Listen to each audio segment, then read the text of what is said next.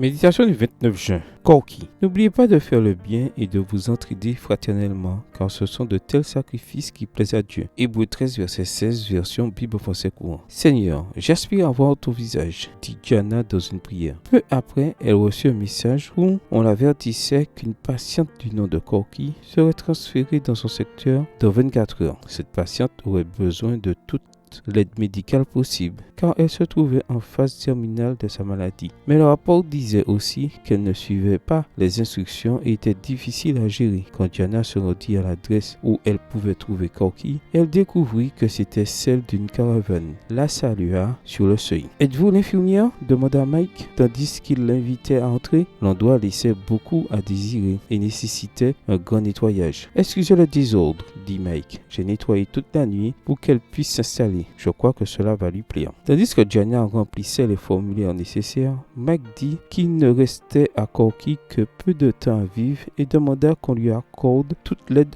dont elle aurait besoin. De retour à son cabinet, Diana passa en revue le dossier médical de Corky et apprit qu'elle avait un cancer du sein, mais qu'elle n'avait pas reçu le traitement adéquat parce qu'elle avait tout simplement refusé de le recevoir. Dans les jours qui suivirent, toute l'équipe d'infirmières et d'aides-soignantes s'assurèrent que Corky ne manquait de rien. Mike, pour sa part, fut à ses côtés 24 heures sur 24, s'occupant d'elle et s'assurant qu'elle mange et prenne ses médicaments. Quand Corky mourut, Mike pleura silencieusement. En essayant de le consoler, Diana lui dit qu'il avait fait tout ce que Marie aurait pu faire. « Marie ?» répondit Mike surpris. « Je la connaissais à peine. » Devant le regard étonné de Diana, Mike expliqua. Corky vivait dans la rue, sans que personne ne s'occupe d'elle. Quand il a appris sa situation et su qu'elle allait mourir, il acheta une caravane pour qu'elle ait un endroit décent où vivre. Donc une version moderne de la parabole du bon samaritain. Tandis que Mike parlait, des larmes coulaient sur ses joues. Alors Diana se souvint de la prière qu'elle avait faite quelques jours auparavant. Elle avait dit à Dieu qu'elle aspirait à voir son visage. Était-ce la réponse à sa prière? Bien que ce soit le visage de Mike que j'avais devant moi, raconte-t-elle, ce jour-là, j'ai vu le visage de Jésus. Prière. Aujourd'hui, Père Céleste, je veux être un bon samaritain pour quelqu'un dans le besoin. Aide-moi à refléter le visage de Jésus